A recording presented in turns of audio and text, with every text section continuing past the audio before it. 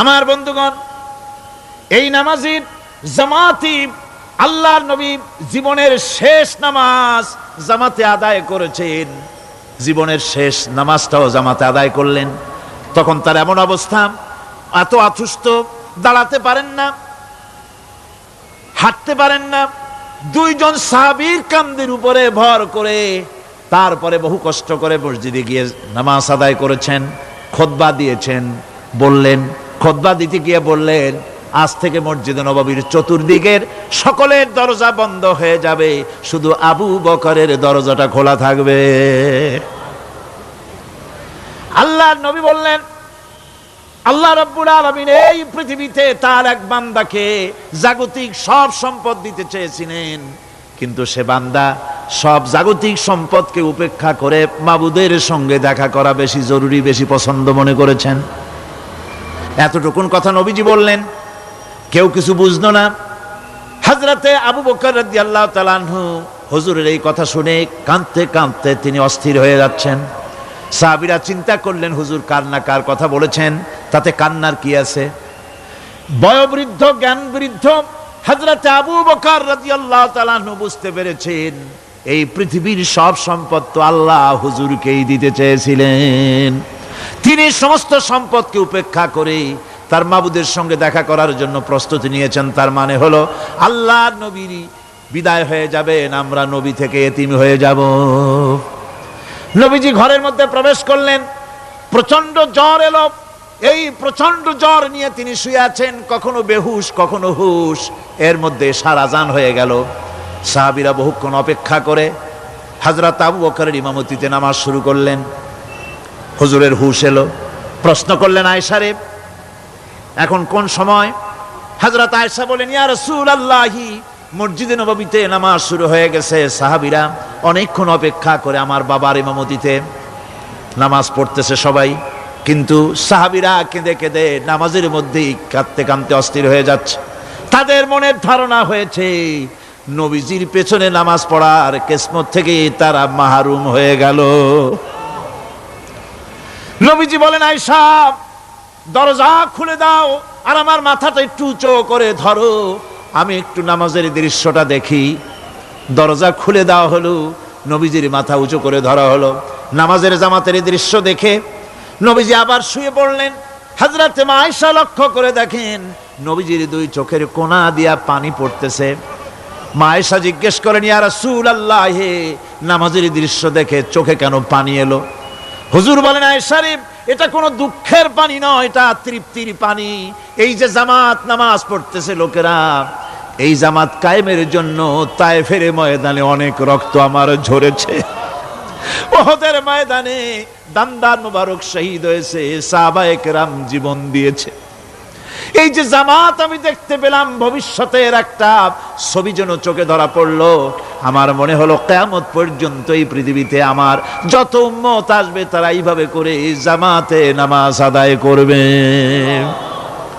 নবীজির মাথার কাছে মালাকুল মউত যখন এসে গেছেন, আমার ভাইরা, এই পৃথিবীতে যত নবীরা এসেছিলেন মৃত্যুর সময় সমস্ত নবীরা শেষ কথা যেটা বলেছেন, হাদিস, সমস্ত নবীরা উম্মতের জন্য মৃত্যুর মুহূর্তে শেষ কথা যেটা বলেছেন সেটা হলো আসসালাত, আসসালাত, নামাজ, নামাজ।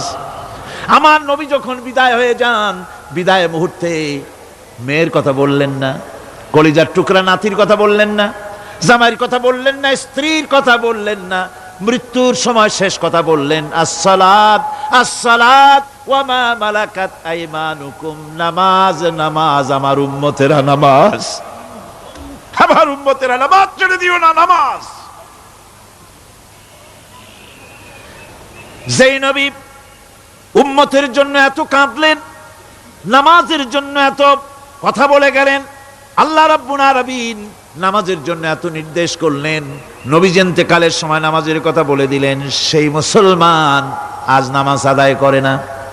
নামাজ পড়ে তো নামাজ শুদ্ধ হয় না।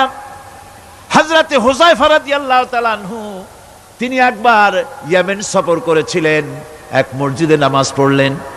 একজনকে তিনি নামাজ পড়তে দেখলেন, নামাজ পড়তে দেখে তিনি অপেক্ষা করলেন। লোকটার নামাজ হয়ে যাওয়ার পর তিনি প্রশ্ন করলেন, আল্লাহর বান্দা, তুমি কতদিন এরকমের নামাজ পড়তেছ? তিনি বললেন, প্রায় 40 বছর তো হবে আমি এরকম নামাজ পড়তেছি। হযরতে হুযায়ফা বলেন, তুমি কি আমারে চেনো? কয়, না, চিনি না। হযরত হুযায়ফা বললেন, আল্লাহর বান্দা শোনো, আমি হচ্ছি আল্লাহর নবী মুহাম্মদুর রাসূলুল্লাহ সাল্লাল্লাহু আলাইহি সাল্লামের সাহাবী হুযায়ফা। ও আল্লাহর বান্দা, তুমি যেভাবে নামাজ পড়েছো এই রকম যদি 40 বছর নামাজ পড়ে থাকো, আল্লাহর কসম করে বলি, নবীজি যে নামাজ শিখাইছেন তোমার সে নামাজ হয় নাই। রাসূলুল্লাহর নামাজ হয় নাই, নামাজ পড়লেই হবে না। রাসূলুল্লাহ বলেছেন, সাল্লু কামা রাআইতুমুনি উসাল্লি, নামাজ পড়ো সেইভাবে যেভাবে আমারে পড়তে দেখো।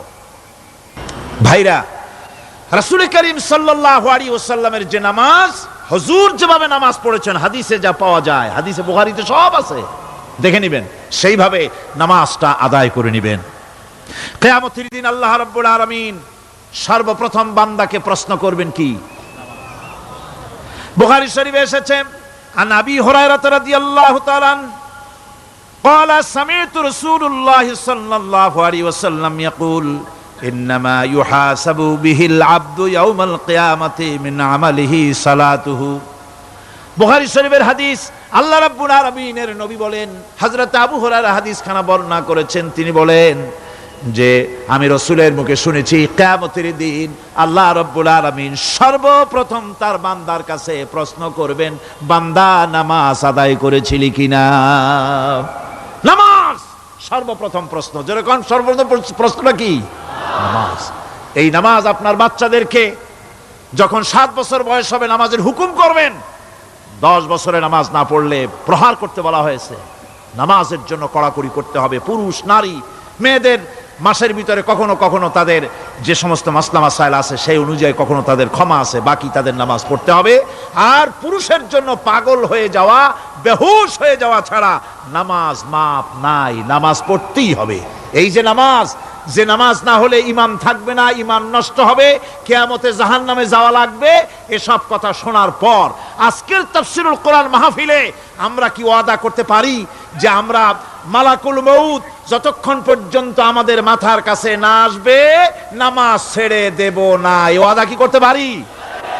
2 হাত উঁচু করুন, বলেন, ইয়া আল্লাহ, আমি তোমার নামে শপথ করছি, যতদিন মালাকুল মউত আমার মাথার কাছে না আসতেছে ততদিন পর্যন্ত ফরজ নামাজ, ফরজ রোজা ছেড়ে দেব না। ইয়া আল্লাহ, মৃত্যু পর্যন্ত আমার এই ওয়াদা পালনের তৌফিক আমাকে দান করো, আমিন। আল্লাহ পাক আমাদের এই ওয়াদা মঞ্জুর করুন, জোরে কোন আমিন।